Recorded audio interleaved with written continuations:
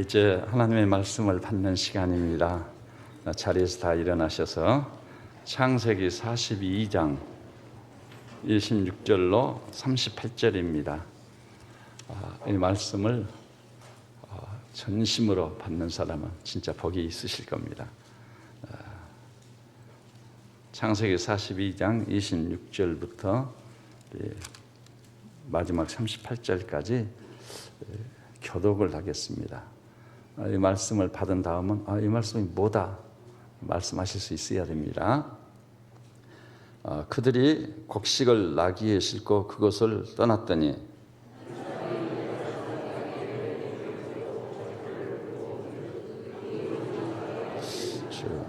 그가 그 형제에게 말하되 내 돈을 도로 넣었도다. 보라, 자루 속에 있도다. 이에 그들이 혼이 나서 떨며 서로 돌아보며 말하되 하나님이 어찌하여 이런 일을 우리에게 행하셨는가 하고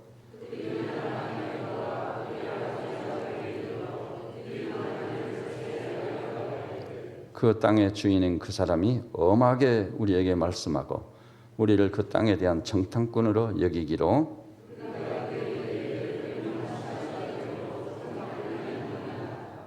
우리는 한 아버지의 아들 12 형제로서 하나는 없어지고 막내는 오늘 우리 아버지와 함께 가나안 땅에 있나이다 하였더니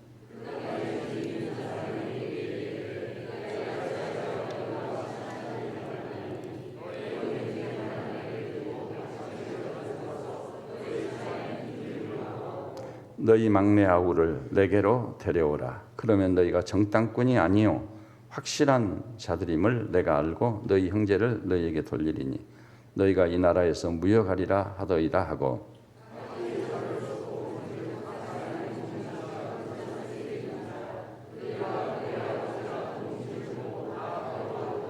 그들의 아버지 야곱이 그들에게 이르되 너희가 나에게 내 자식들을 잃게 하도다. 요셉도 없어졌고 시므온도 없어졌거늘 베냐민을 또 빼앗아가고자 하니 이는 다 나를 해롭게 함이로다.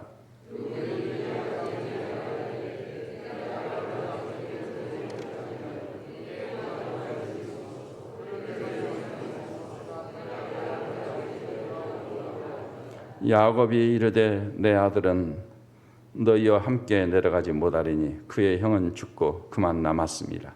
만일 너희가 가는 길에서 재난이 그에게 미치면 너희가 내 흰머리를 슬퍼하며 수월로 내려가게 함이 되리라. 아멘. 착석해 주십시오. 이제 우리 믿음의 식구들과 잠시 교제하는 시간을 가지십시다. 여러분, 세상에서 진정한 교제의 맛을 본 일이 있죠. 그 이상으로 우리 하나님과 그리스도 예수와 더불어 나눈 성도의 교제, 형제님, 자매님 주 안에서 진심으로 사랑하고 축복합니다. 우리가 주님을 만나고 그 말씀을 받아 전례 없이 큰 은혜 받읍시다. 이렇게 인사들 좀 나눠주시기 바랍니다.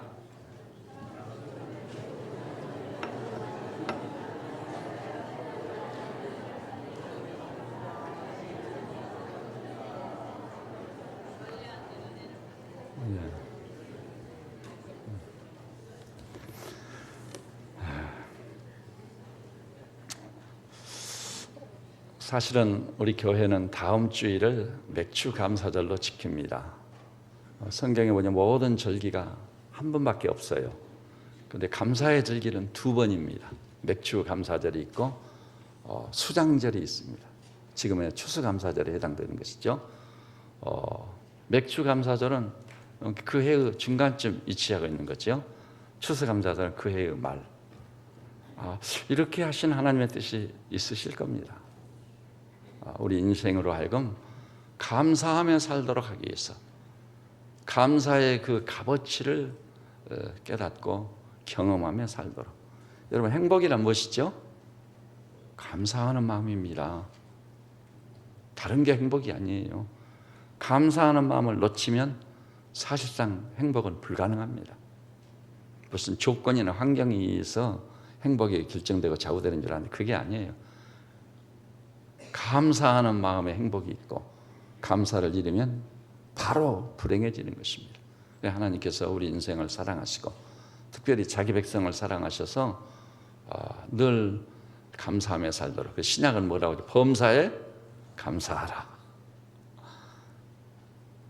그런데도 불구하고 우리 인간은 정말 감사가 어려운가 봐요. 감사는요, 은혜를 은혜로서 깨달을 때 감사가 나오는 것입니다. 그러니까 은혜를 받았을 때, 은혜를 깨달았을 때 그 결과물이 감사다, 그것입니다. 그러니까 감사가 차고 넘치기 위해서는 다른 게 아니에요. 반드시 내게 베푸신 은혜가 무엇인가, 그가 나에게 끼친 은혜가 무엇인가, 그 은혜를 절실히 깨닫고 이 은혜를 생각해 보니 너무 감사하구나, 그때 감사가 나오는. 여러분이 하나님께 대해서나 우리 이웃에 대해서 무엇이 내게 주어진 은혜인지 은혜를 깨달아 은혜를 차고 넘치게 해보십시오. 틀림없이 감사가 차고 넘치는 놀라운 역사, 그 행복이 있을 줄로 믿습니다. 근데 감사가 얼마나 어려운지요, 우리말에도 있지 않아요? 한번 따라서 볼게요. 은혜는 물에 새긴다. 은혜는요, 물에 새긴다네요. 물에 새기면 흘러가 버리지 남겠어요? 또 물에다 새긴 글씨가 기록으로 남겠습니까? 아닙니다. 그것이 처음에 은혜를 받을 때는 정말 고맙다고 감사도 하는데 돌아서는 순간에 잊어버리는 거예요. 물에 새겨가지고 흘려버리는 거예요. 그래서 감사를 바로 잃어버리는 거예요. 이 감사하기가 얼마나 어려운지 우리에게 큰 교훈을 주는 실화가 있어요. 미국 중동부에 가면은 이 미국의 명문대 노스 웨스턴 대학이 있습니다. 그 대학에서요, 가장 자랑스러운 동문으로 꼽는 인물이 있어요. 에드워드 스펜서. 에드워드 스펜서가 사실은 노스 웨스턴 대학의 자랑스러운 동문 정도가 아니에요. 미국의 영웅입니다, 여전히. 그런 위치에 오른 사건이 있었어요. 1860년. 이 에드워드 스펜서는요, 노스 웨스턴 대학의 유명한 수영 선수였어요. 그날 이 중동부 지역에 엄청난 폭우가 쏟아지고 또 폭풍이 몰아쳤습니다. 그래서 그 미시간 호라고 유명하지 않아요? 그 호수에 떠있던 그 여객선이 침몰해 버렸어요. 그 소식을 접한 이 에드워드 스펜서가요, 어떻게 하면은 물에 빠진 이웃들을 구명할 수 있을까, 그런 일념으로 달려왔습니다. 근데 본인이 노스웨스턴 대학에서 수영 선수로 있다 보니까 그 지역 미시간 호에 대한 지리가 환합니다. 근데 그날 칠흑같이 어두운 밤이었습니다. 또 대체로 방송을 들어보니까 그 노스웨스턴 대학에서 약 800m 떨어진 지점에 여객선이 침몰했다. 그래서 죽어가는 여객들을 구하기 위해서 헤엄쳐갔습니다. 그래가지고 16번이라는 이 16번이라고 하면요, 아무리 수영 선수도 더운 사람을 구해오는데 사실 여의치 못하는 거예요. 자기가 죽을 수 있는 거예요. 그런데 목숨을 걸고 16번을 왔다 갔다 왕래를 해가지고 17명을 구명했습니다. 그리고 그날 저녁에 죽은 수가 287명. 미국 역사에 길이 남는 사건입니다. 참으로 비극적인 밤이었습니다. 그런데 이 에드워드 스펜서는요, 마지막 17번째 인명을 구조한 다음 자신은 탈진해서 쓰러졌습니다.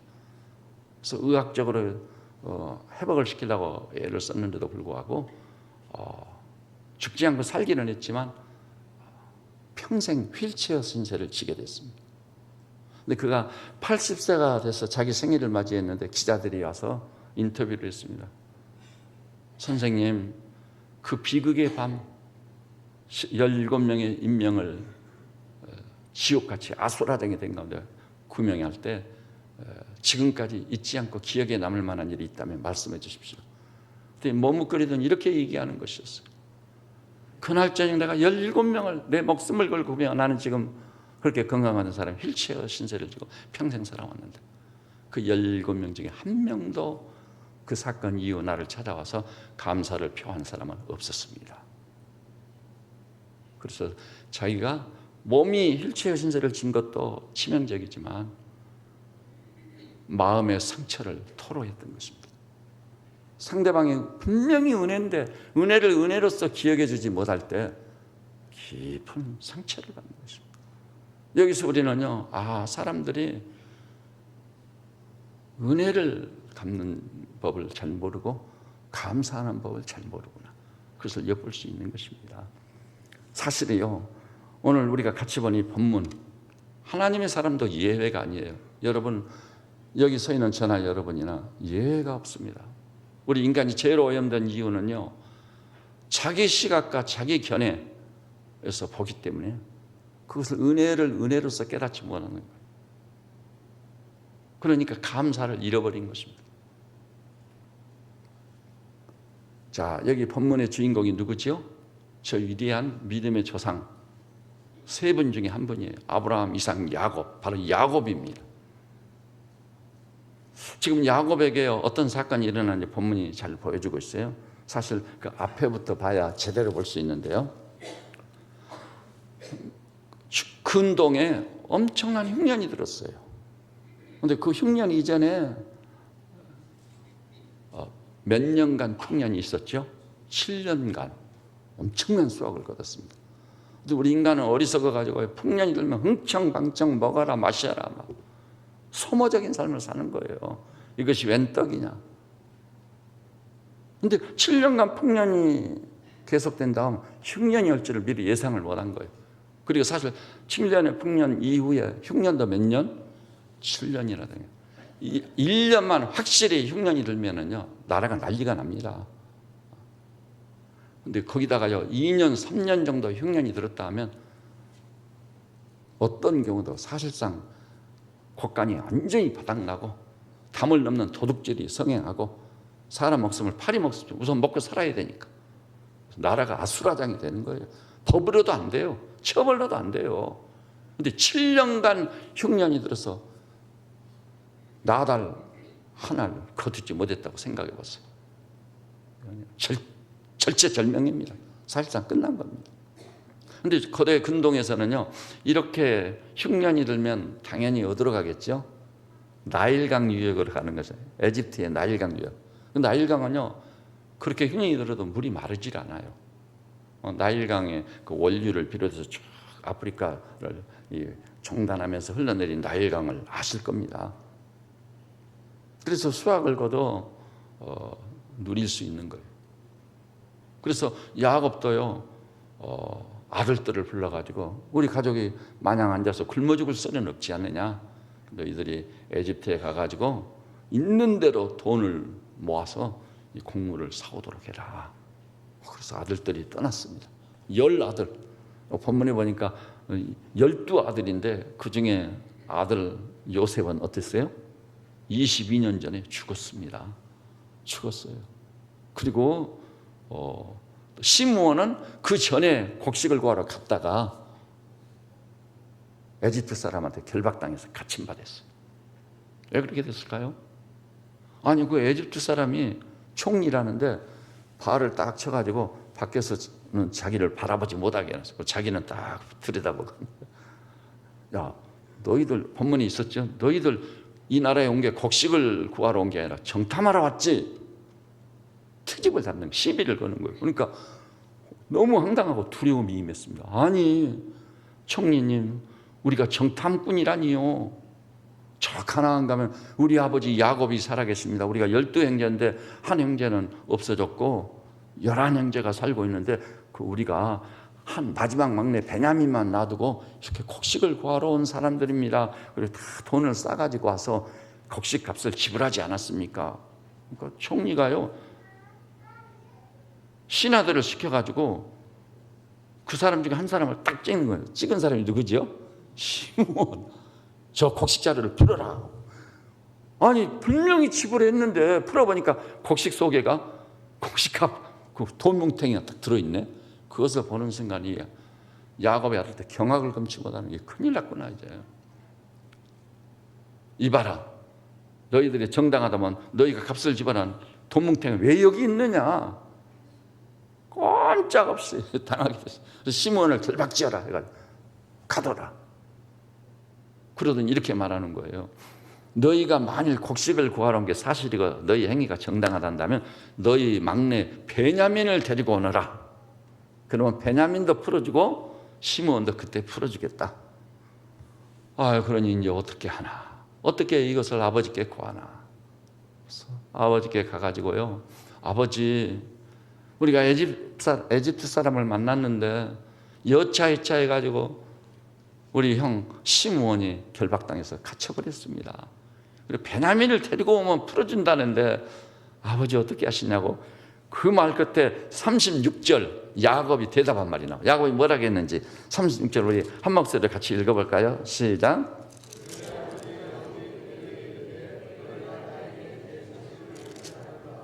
요셉도 없어졌고 시므온도 없어졌거늘 베냐민을 또 빼앗아 가고자 하니 이는 다 나를 해롭게 함이로다. 야곱이 하는 말이 이 말이에요. 내가 그렇게 사랑했던 내 아들 요셉을 22년 전에 잃었다. 야곱은 모르고 있는 거예요. 야곱의 형들이 어땠죠? 야곱을 시기해가지고 야곱의 옷을 벗겨가지고 양의 피를 묻혀서 아버지께 가지고 아버지, 당신이 사랑하는 우리 동생 야곱이 사나운 짐승에게 먹혔습니다. 그때 야곱이 얼마나 슬퍼했죠? 얼마나 슬퍼했어요. 다른 아들들의 위로를 거절했다고 그랬어요. 위로를 할 수가 없어요. 그리고 음부에 내려가는 자처럼 슬퍼했다. 음부가 어디지요? 지옥에 내려가는 자처럼 슬퍼했다는 얘기입니다. 정말 가슴 저미는 아픔이요 슬픔이에요. 그렇게 사랑했던 요셉이 사나운 짐승에게 먹혔다니 이럴 수가 있단 말인가. 그 피 묻은 옷을 끌어안고 얼마나 슬퍼하고 탄식했던가. 평생 그 상처는 남아있는 겁니다. 아들 잃은 상은. 아니 그런데 또 곡식을 구하러 갔다가 누가 결박당해 갇혀버린 거예요? 시므온이 없어졌고 하지 않아요. 그리고 이제 누구까지 데리고 가겠다고? 베냐민까지 데리고 가겠다니 절지에 아들 셋을 잃게 생겼는 거예요.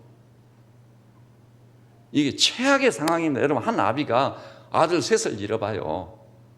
이보다 더 큰 상처나 아픔이 어디 있겠습니까? 가슴 저미는 아픔입니다. 자민들 잘 수 있는지, 어찌 위로를 받을 수 있을 것인지. 최악의 상황이에요. 이런 상황이 되면 감사가 있을 수 있을까요? 아니, 내가 하나님을 어떻게 믿어왔는데 하나님은 어디 계시냐고. 어찌하여 이런 재앙과 이런 불행을 나에게 주십니까? 아들 셋을 잃다니요. 이것은 아닙니다. 하나님. 아마 처절한 비통이 있었을 겁니다. 그래서 아들들한테 뭐라고 그러죠? 그들한테 너희가 다 나를 해롭게 하는도다. 아비인 나에게 이런 상처를 줄 수 있느냐? 나를 괴롭게 할 뿐이고 해롭게 할 뿐이다.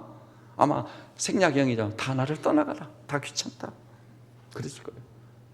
그 아비의 슬픔과 비통을 보고 느벤이라는 아들이 이렇게 합니다. 아버지, 내가 어떤 일이 있어도 가서 우리 형제 시몬을 데려오겠습니다. 만일 아버지 아들 시몬을 데려오지 못한 내 아들 둘을 죽이십시오. 굉장한 각오를 했어요. 자, 여기서 우리가 볼 수 있는 게 있어요. 야곱이요, 너희가 다 나를 해롭게 하는 나를 떠나가라. 요셉도 죽었고 시므온도 죽은 게 진비였고 이제 베냐민까지 나에게서 빼앗아 간다니 이럴 수는 없다.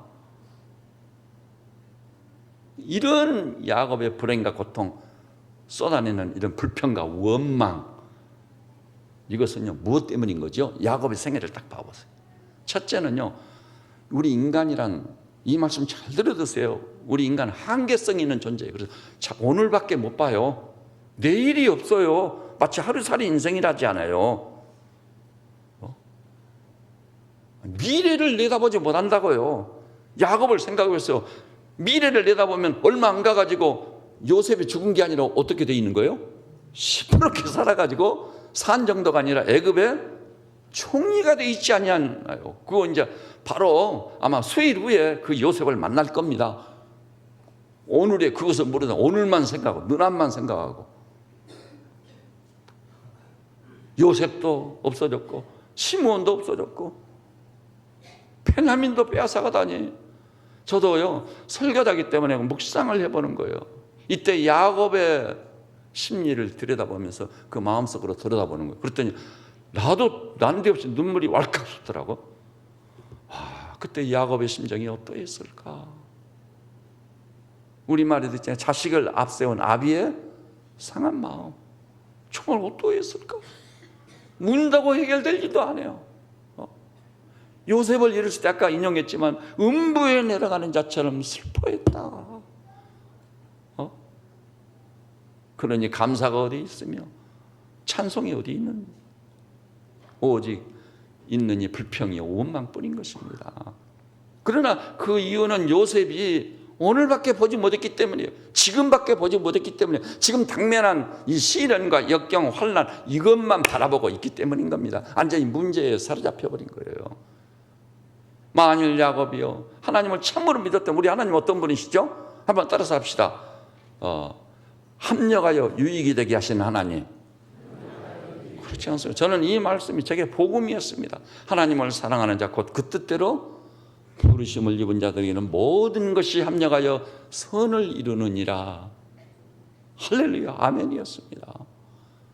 지금은 내가 요셉을 잃었고 시므온도 없어졌고 베냐민까지 빼앗기게 생겼어도 틀림없이 하나님께서 이것까지도 합력하여 유익이 되게 하실 거다. 그걸 믿는 것이 믿음인 거예요. 하나님께 대한 신뢰는 그 이하는 믿음이 아닙니다. 우리는 흔히 이 시절이 좋을 때 나도 하나님 찬양하고 안식일도 지켰고 헌금도 있고 새벽 저녁에 저는 교회니 예배당이 얼마나 좋았던가. 이 커튼이 올라간 거 보면 놀라우는 분들이 있거든요. 새 가족들하고 식사를 같이 하면서 이 얘기 꼭 이런 얘기가 나와요. 커튼이 올라가는데 너무 놀라웠다고, 너무 좋았다고. 그 예배당에서 예배드리고 나도 하나님 믿는 사람. 그런데 이제 시련이나 역경이 딱 와버리잖아요. 그럼 배는 게 없어. 오직 시련이나 역경, 환난. 하나님 이 어찌 된 겁니까? 내가 새벽 저녁에 예배당 가서 예배드리고 찬송하고 기도했는데 그리고 주님이 약속하지 않았습니까? 구하라, 주실 것이요 찾으라, 찾을 것이요 두드리는 이에게 열릴 것이다. 그런데 내가 그렇게 구했는데 이게 뭡니까 이게? 아무래도 내가 믿는 하나님 안 계신가 봅니다. 이제 하나님 굿바이. 그리고 하나님 떠난 사람들 있어요, 없어요? 너무나 많다니까. 이후에 어떻든 지금 가나안이라는 교인들이 10만 명이 넘는다죠, 우리나라에. 가나안 어떤 사람이라고요? 안 나가, 교회 안 나가. 그 사람들은 교회가 뭔지를 너무나도 모르는 거예요. I will build my church. 내가 내 교회를 세우겠다. 누가 교회를 세우는 거예요? 주님이 세우시는 겁니다. 근데 겉으로 그 교회 다니는 사람이 정말 지탈의 대상이 될 만한 사람이 있다. 목사님이, 장로님이 그럴 수 있느냐? 말도 안 되는 소리 다 드러내놓고 이 대명천재 사람의 생각과 입의 말과 그 개인적인 삶을 다 드러내서 한눈에 볼 수 있게 한다면, 그렇게 생각하는 사람들이 그 자리에 그대로 꺾어져서 땅을 치며 통곡하고 내가 죄인입니다. 회개해야 될 사람들이라고요. 제가 목회를 해보니까 알아요. 뭘 몰라도 너무 모르는 거예요. 자기 시각에서만 보는 거예요. 아닙니다, 여러분. 그러니까 오늘 여기 나서는 믿음의 식구들께서는 오늘만 보지 말고 여러분의 인생을요 총체적으로 보시기를 주님의 이름으로 축원합니다. 내가 하나님을 확실히 믿었고 신뢰할진데 이것까지 합력하여 유익이 되실. 성경의 스토리가 전부 그거예요. 욥이 몽땅 다 잃어버려. 10남매 다 잃어버려. 재산 다 잃어버리고. 그래도 욥기 42장 보니까 욥이 하나님을 향해 내가 지금까지 하나님께 대해서 귀로만 들었었더니 이제는 눈으로 배운다. 하나님을 눈으로 뵙는 것처럼 엄청난 축복을 받은 거예요. 그리고 전에 10남매는 비교도 안 되는 정말 예쁘고 아리따고 씩씩하고 가장 훌륭한 아들, 딸 10남매를 새로 하나님 주신 거예요. 사람이 미래사를 몰라요. 우리는 너무나도 연약해서 나의 한계를 겸손히 시인도 못하고 오늘만 바라고. 그 다음에 또 하나는 뭐죠?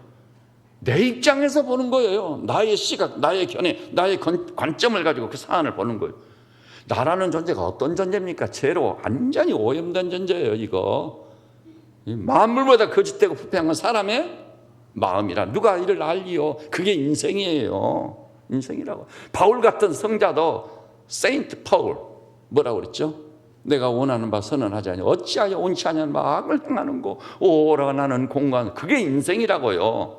인생인데 자기가 의인인 양 천만의 말씀입니다. 그런데 자기 시각, 자기 견해, 자기 관점에서 사안을 보는 거예요.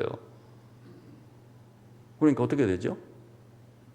아니 요셉도 없어졌고 시므온도 없어졌고 이거 베냐민까지 사라지게 생겼으니 이럴 수가 있느냐? 다 떠나라. 너희 나를 해하는 자로다. 음부에 내려간 자는 슬퍼할 수밖에 없는 거예요. 그런데 모든 사안과 사건을 누구 입장에서 보는 거예요? 하나님의 시각을 가지고 봐야 된단 말입니다. 하나님의 견해가 계세요. 하나님의 관점이 있는 거예요. 기독교적인 관점, 기독교적인 인생관, 기독교적인 가치관, 기독교적인 세계관을 가지고 모든 사안과 사건을 보는 거예요. 그러면 속속들이 알고 계시는 하나님의 시각에서 보면은 상황이 달라져요. 180도로 완전 전환을 합니다. 야곱이 그러잖아요. 자기 입장에서 보니까 뭐 이렇게 됐지만 하나님의 시각에서 보면 하나님은 이미 어떻게 해놓으셨어요? 요셉을 사실 죽지 않게 살게 했고 노예로 팔려갔는데 가정총무가 되게 했어요. 감옥에 수감되는데 어느 날 꺼내가지고 애굽의 총리의 자리에 딱 앉혀놓은 우리 하나님이심을 찬양하시기 바랍니다. 하나님이 다 하신 일이에요. 근데 자기 시각과 자기 견해나 자기 관점을 가지고, 그래서 오늘 설교의 제목이 뭐죠? 사람이 보기에는 와 이거 안 돼요. 나를 포함해서 사람의 시각과 견해나 관점을 보면 안 된다 이 말입니다. 그건 죄악이에요. 기독교 신앙의 본질이 뭐냐? 따라서 합시다. 우리 기독교 신앙의 본질입니다. 하나님의 시각에서 보는 것이다. 그것이 기독교 신앙의 본질 중에 본질 하나입니다. 하나님의 시각에서 보자는 거예요. 그러면 야곱은요 하나님의 시각에서 보고 오늘만 보지 않고 단 며칠만 내다봤어도 어떻게 되겠죠?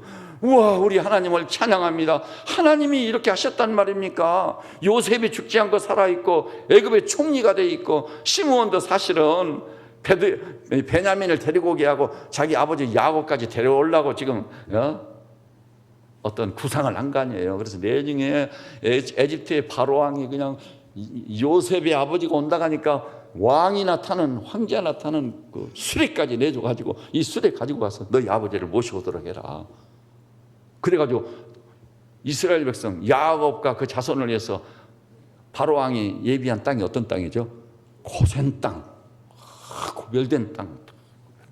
거기서 마음껏 자유하고 살아라. 왕족 수준에서 살게 된 축복이 예비되어 있었던 거예요. 이걸 모르고 그래서 우리 인간은 오늘만 바라보고 내 입장에서 보니까 나오는 이 불평이 원망이고 마음에 행복이 없어요. 아까 얘기했잖아요. 행복이란 뭐죠? 불평과 원망. 이것이 떠나면 바로 불행해져요. 감사가 시작되면 바로 행복이 찾아오는 거예요.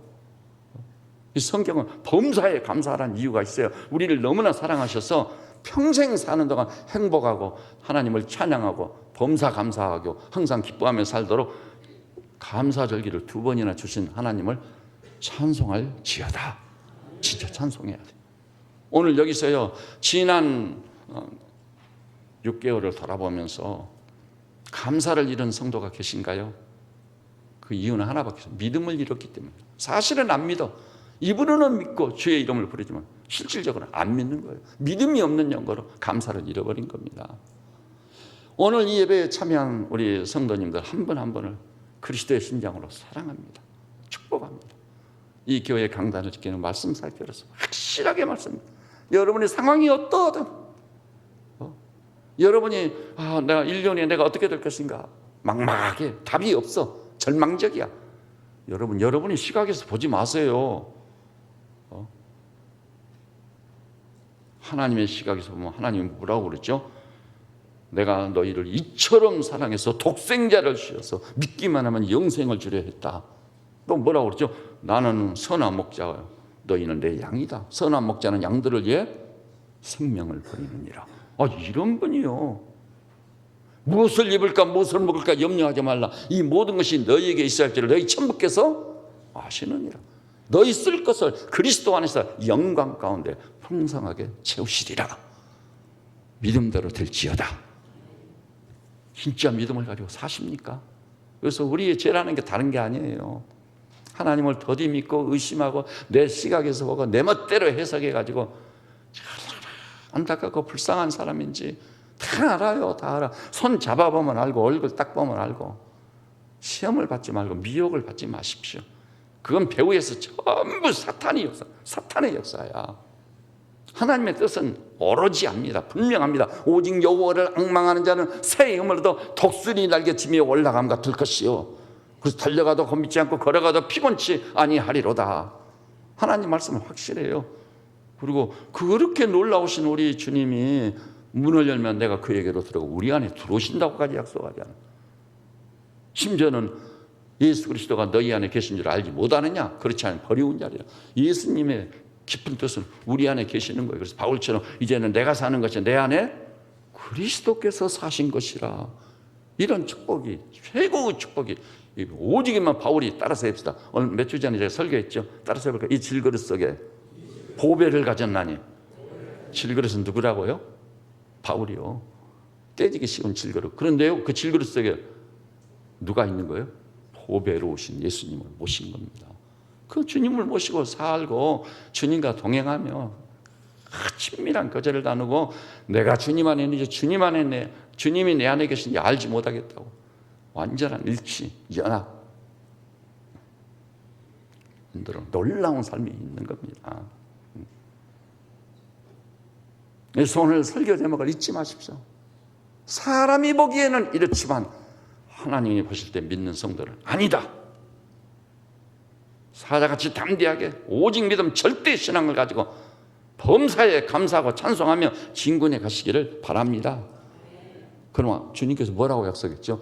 네 믿음대로 될지어다. 그렇게 될 줄로 압니다. 그것이 진정한 축복인 거예요.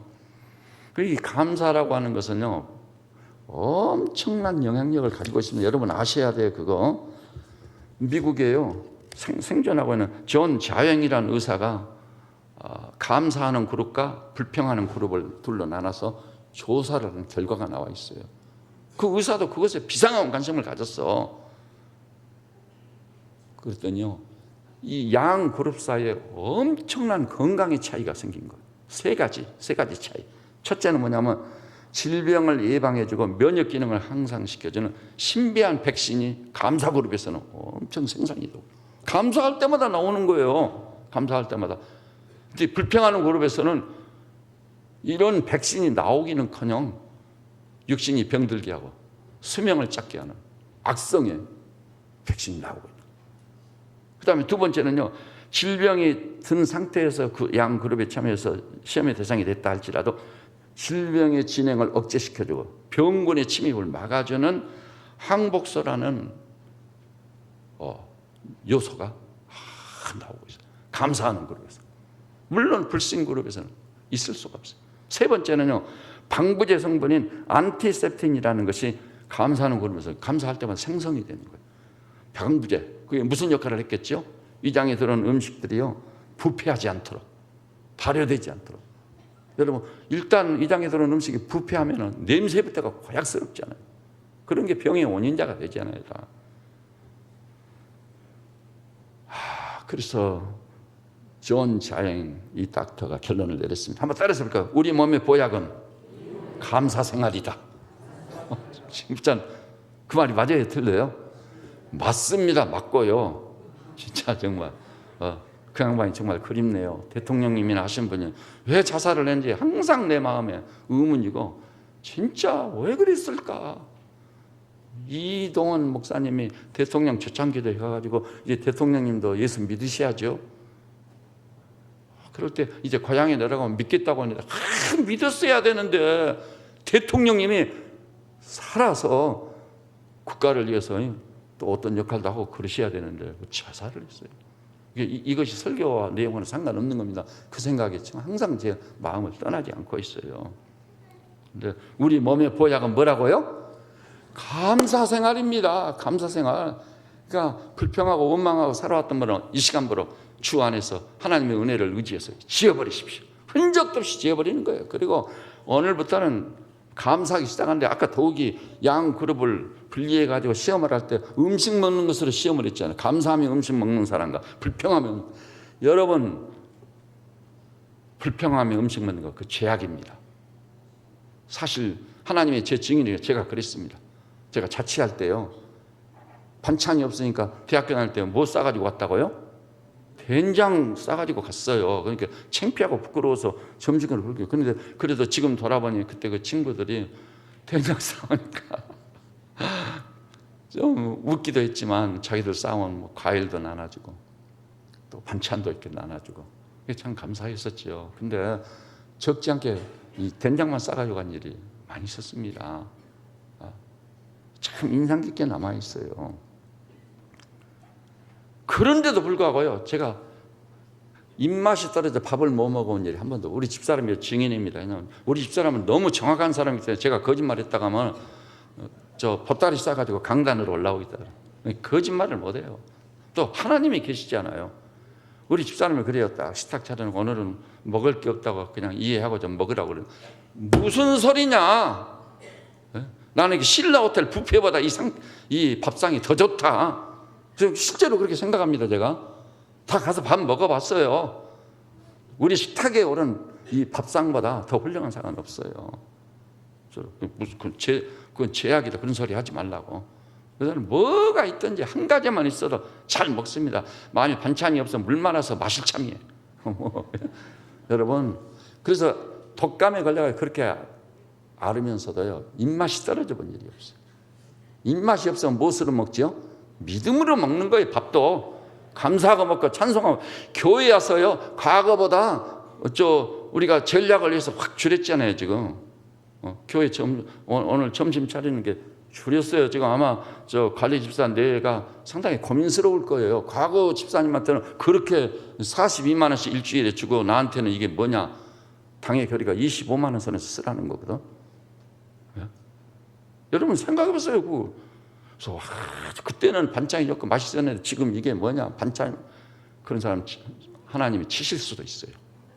내려가면 무조건 밥상 앞에서 정말 감사합니다. 이 밥상 감사합니다.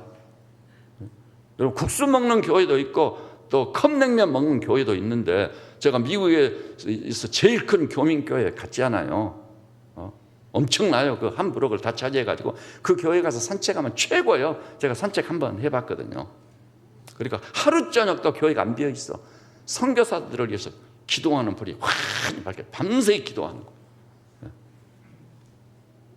그 교회 가서 밥을 먹었는데, 아니 밥그릇을 줬는데 손으로 찢어놓은 상치가 딱 덮어져 있더라고. 그래서 아니 밥은 어디 있으면 그 속에 있다고. 그러니까 반찬이 상치 위에는 없는 거예요. 밑에 밥이 있고 그 위에 상치를 찢어서 딱 놓고 밥이 안 보여. 그럼 가지고 식탁에 가니까요, 고추장밖에 없더라고.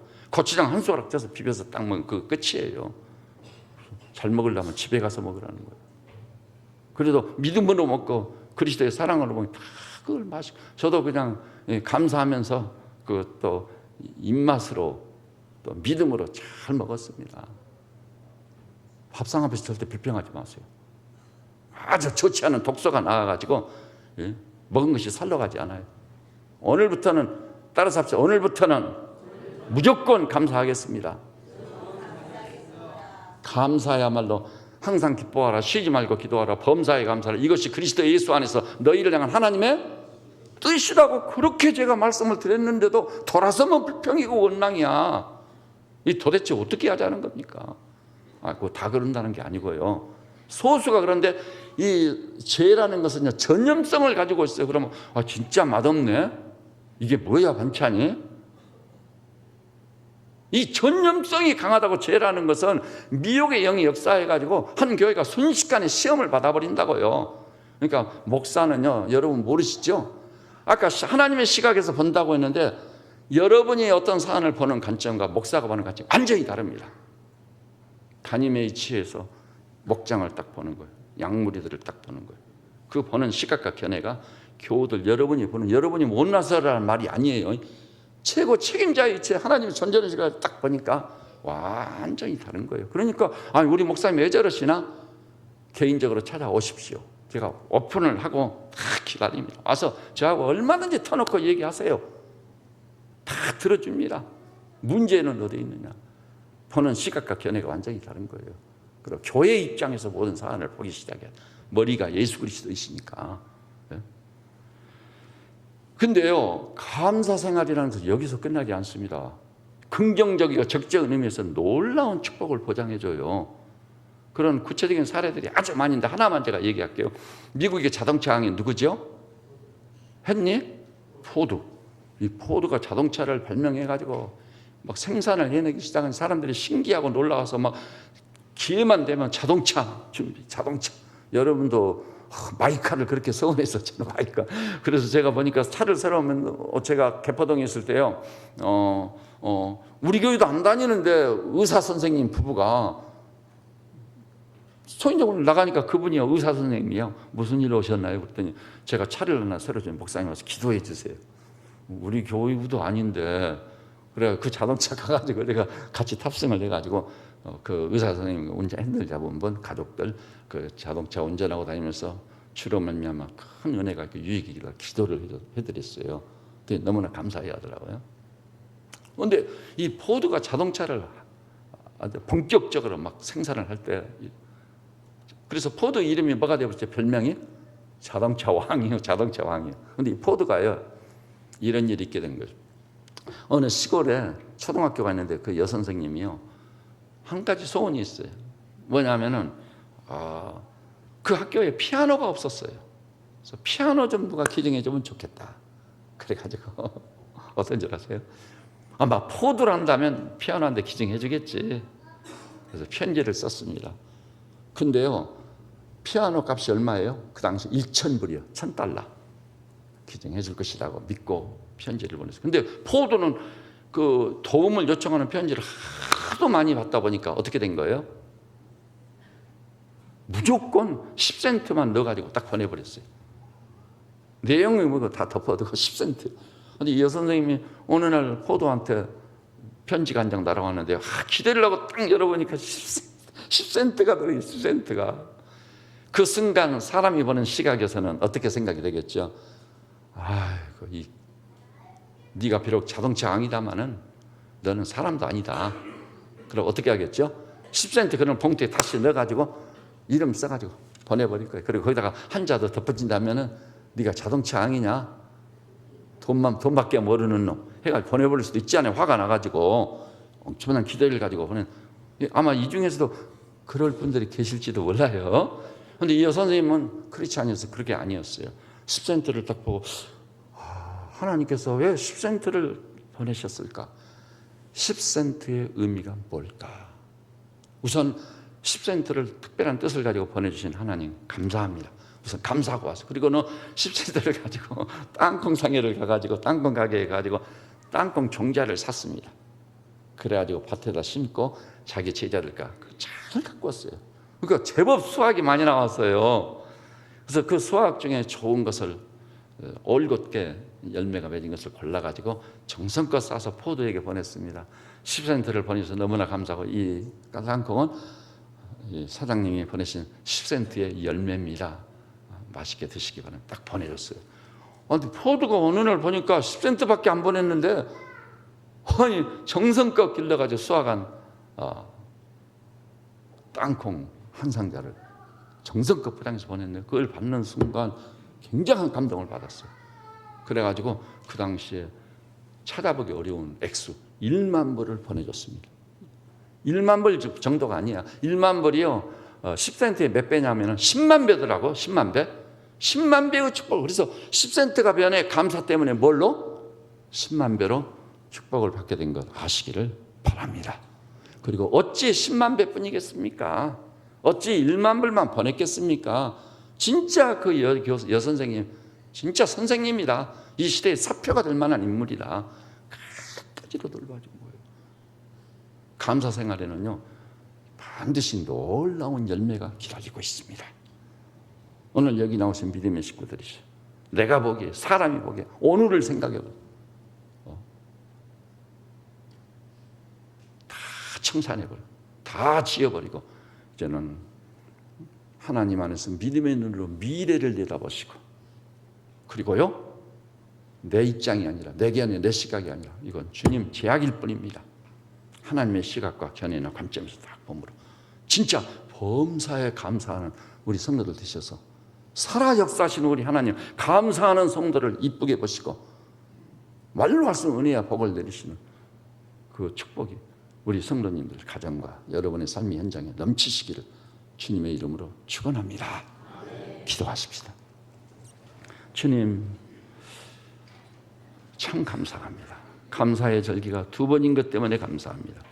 혹시 믿음이 없는 분들은 그러면 2번이나 감사절 헌금을 해야 되는 것 아니냐, 헌금 때문에 부담감 느끼지 말게 하시고 하나님 주신 은혜를 헤아리되 오늘만 볼 것이 아니라 합력하여 반드시 선을 이루신 미래를 내다보고 특별히 내 입장, 사람의 시각에서 보지 않고 하나님의 시각과 하나님의 견해나 하나님의 관점에서 모든 산을 보므로 범사에 감사하는 우리 성도들 되게 하여 주시옵소서.